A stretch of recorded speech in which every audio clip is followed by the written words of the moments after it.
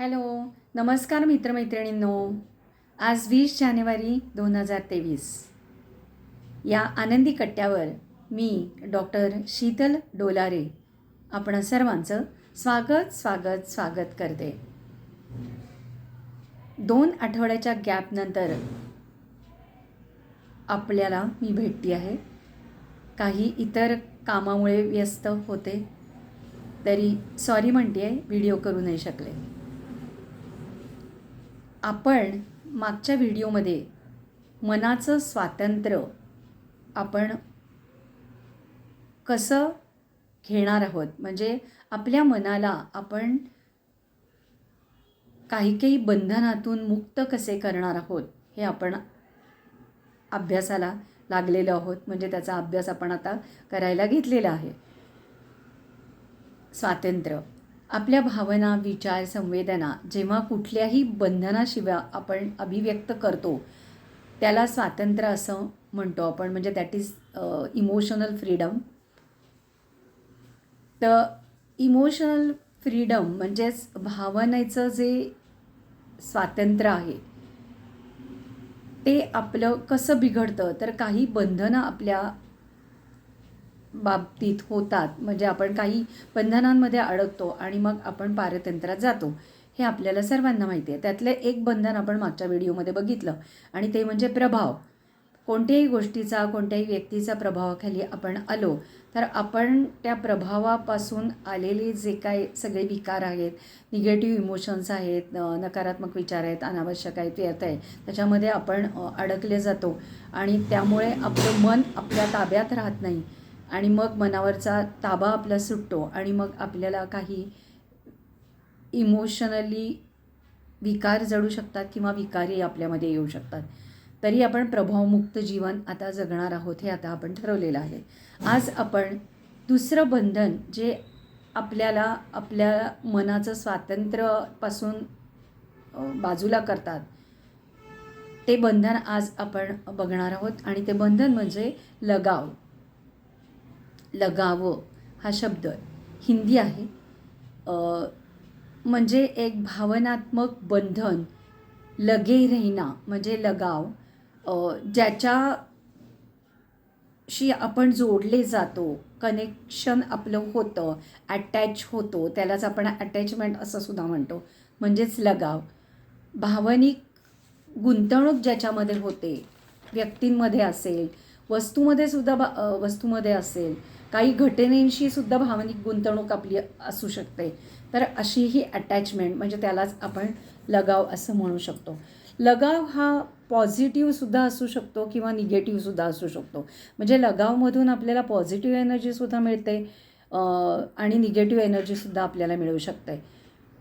Positive एनर्जीचा example द्यायचं झालं तर जेव्हा बाळ जन्माला येतं ते आई बाळाचं जेव्हा आपण नातं निर्माण होतं, म्हणजे जेव्हा ती अटॅचमेंट निर्माण होते, आईला जेव्हा मूल होतं, मुलाला जेव्हा आई मिळते तेव्हा ती अटॅचमेंट होते आणि एक छानसं बंधन निर्माण होतं की ज्याच्यामुळे चांगले संस्कार आईचे मिळतात, जेनेटिकली असतील सगळ्या प्रकारचे संस्कार मिळतात आणि ती एक पॉझिटिव्ह बाब झाली.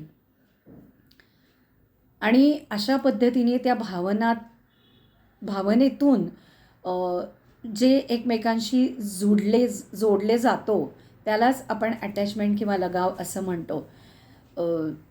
आणि त्यातून कित्येक नात्यांची निर्मिती होते. ती म्हणजे आई मूल आहे, बहीण भावंडांचं नातं आहे, प्रेमिका प्रेयसी प्रियकर ही सुद्धा नाती आहेत, आईवडिलांचं नाती आहेत, गुरु शिष्यांचं नाती आहेत, त्याच्यामध्ये पण लगाव असू शकतो. म्हणजे थोडक्यात काय तर लगाव म्हणजे भावनिक गुंतवणूक जिथे येते आणि त्यांनी संबंध आपले प्रस्थापित होतात आणि नाती निर्माण होतात, त्याला आपण लगाव म्हणू शकतो. असं म्हटलं गेलं आहे लगाव ह्या शब्दावर कित्येक वेळा शायरी पण केली जाते.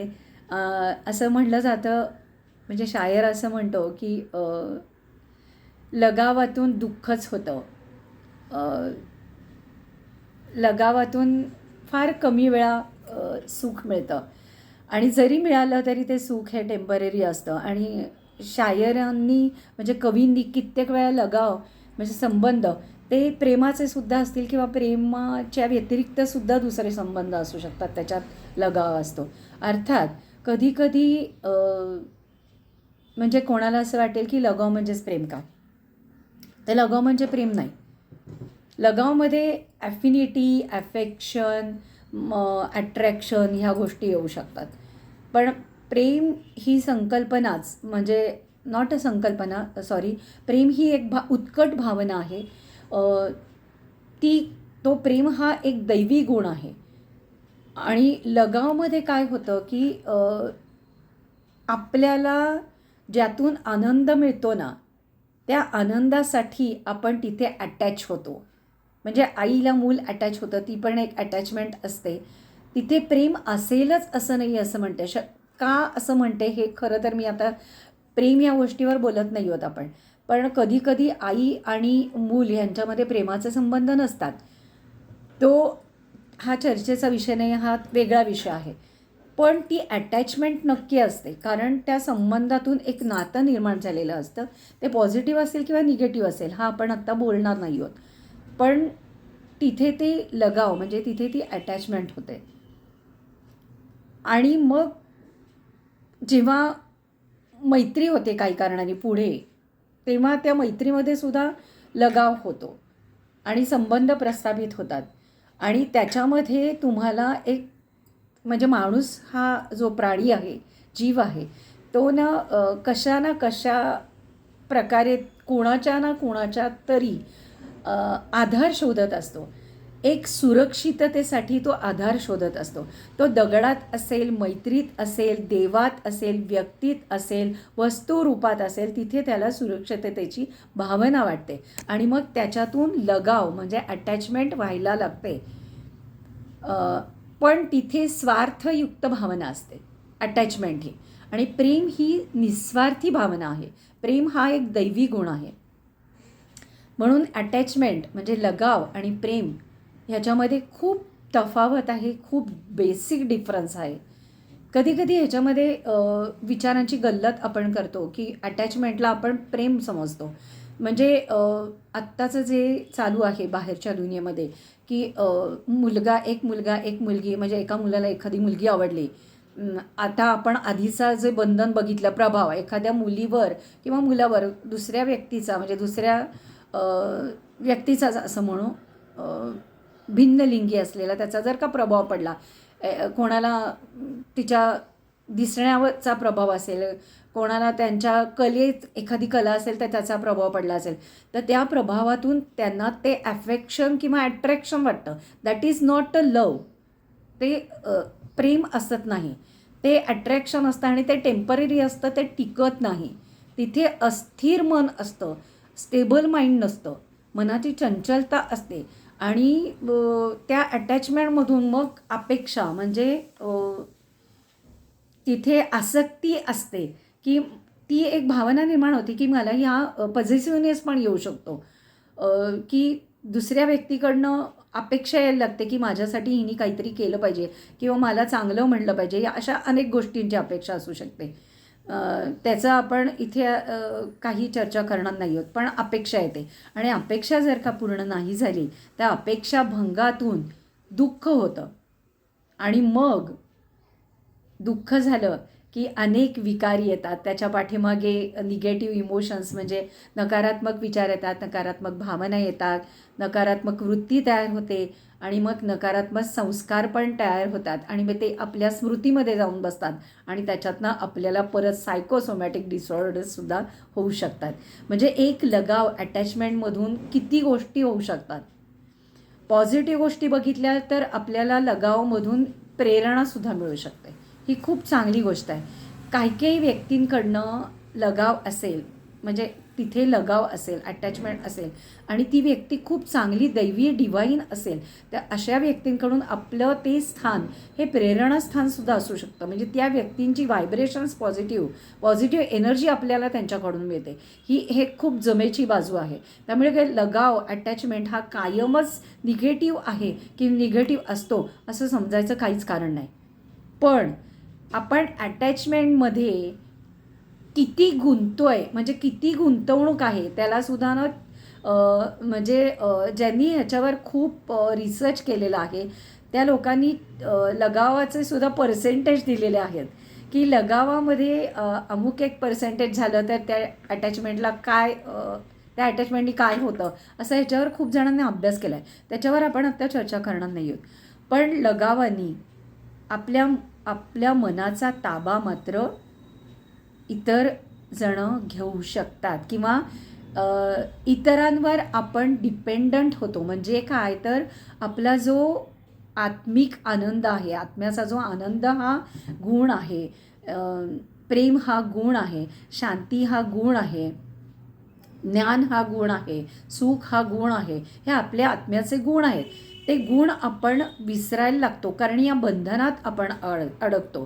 त्यामुळे आता आपण काय करायचे की लगाव मुक्त होण्यासाठी आपण एकतर आपल्या डिवाईन क्वालिटीज वाढवायच्या आहेत आणि त्याच्यासाठी काय करायचं आहे तर परमेश्वराचं चिंतन मनन पण थोडंफार करायचं आहे. आणि हे जे दैवी गुण आहेत ते आपण आत्मसात करायचं आहे. त्याचं नुसतं वरवर डेफिनेशन परिभाषा म्हणजे काय हे बघायचं नाही आहे. निस्वार्थीपणे आपण प्रेम करायचं आहे. करून बघा, प्रयत्न करून बघा. नुसती अटॅचमेंट नको, कारण अटॅचमेंट आली की परत तिथे अपेक्षा येतात आणि अपेक्षा भंग झाला तर दुःख निर्माण होतं. त्यामुळे अपेक्षा इच्छा मात्र अविद्या ही गीतेत म्हणलंच आहे की पण ते एक तरी ओवी आपण जगून बघावी. त्यामुळे आज असं इथे आपण प्रयत्नपूर्वक असं ठरवूयात की आपण या लगाव बंधनापासून मुक्त होण्यासाठी आपल्याला काय काय करता येईल याची आपण थोडक्यात उजळणी पुढच्या व्हिडिओमध्ये बघणार आहोत.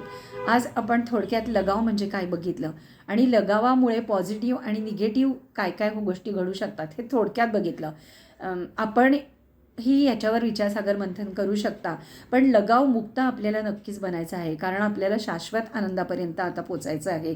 कारण आपलं ध्येय कोणतं आहे तर आपल्यात मनात सकारात्मक विचार आणि चेहऱ्यावर स्मितहास्य आणि आपली डिव्हाइन एनर्जी आपल्याला वाढवायची आहे. कारण आपल्याला आता शाश्वत आनंद मिळवायचा आहे आणि त्यापर्यंत जायचं आहे. कारण आता आपलं ठरलं आहे की आपण स्वतः आनंदी राहायचं आहे आणि इतरांना आनंद वाटायचा आहे.